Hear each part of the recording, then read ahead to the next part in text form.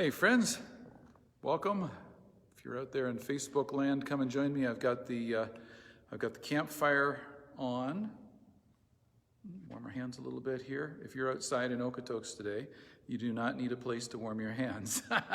It is toasty. It's quite lovely. I'm not out much to enjoy it today, but we'll keep the campfire going inside just for a little while at least, and honor the fact that it is that season. It's the summer for fire pits and barbecues and maybe a campfire. I don't know if you have a chance to camp or be out and about, then I hope you are able to enjoy a little bit of campfire, a little bit of, I don't know, do you sing around your campfire? What do you do around your campfire? Do you roast marshmallows?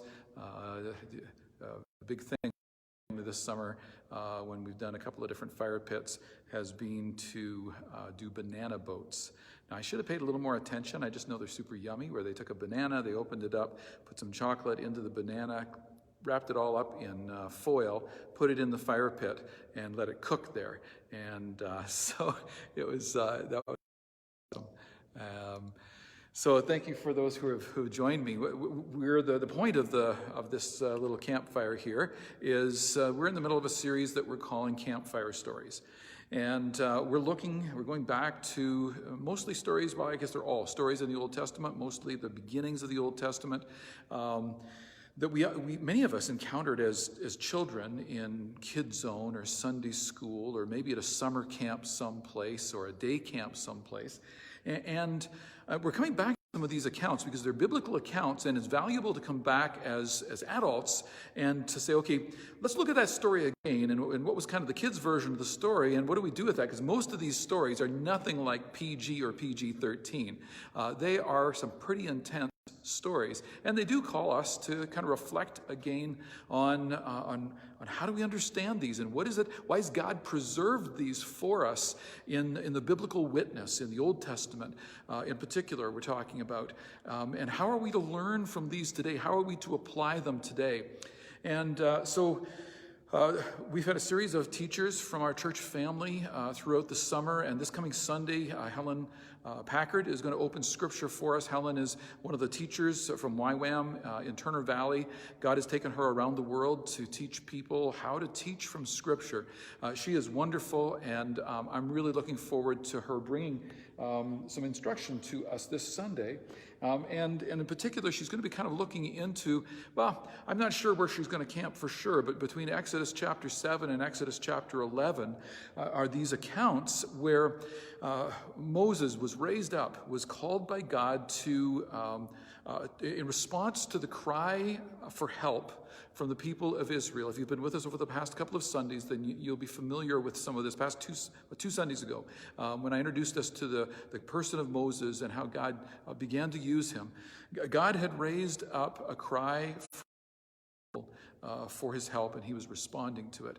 So he raised up Moses and prepared Moses, and the story is rather complex, but ultimately Moses comes to the place where he's ready to be used by God after a season of conditioning in the wilderness himself as a shepherd, and he comes back and agrees to be the instrument, the person through whom God will catalyze other leaders in the nation of Israel, and together they will affect God. But to do that, Moses has to come to Pharaoh, the king of, and has to appeal to him as to why Pharaoh should allow this nation now forced into labor, slaves, why he should allow these slaves, this entire nation of people that have grown up now, multiplied among him, why he should allow them to go.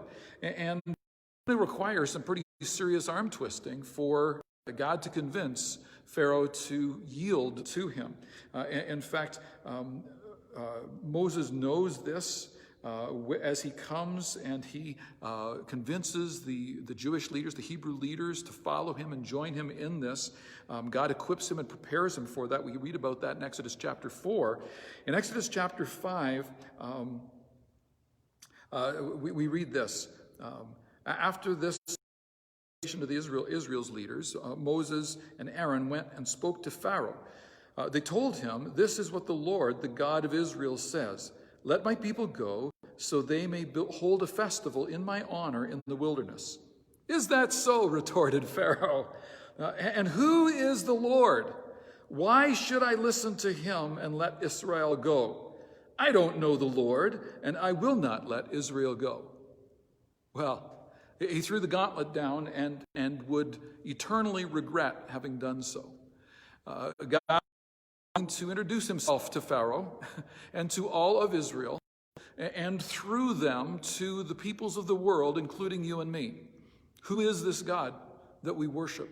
Why should the pharaohs of our world yield? Why should you and I be those, if you were with me a couple of Sundays ago, who would partner with Pharaoh's daughter rather than with Pharaoh himself? It ultimately comes down to this kind of choice. Who are you with? Are you with God, or are you with the pharaohs of the world who represent the evil one, his twisted purposes to destroy humanity?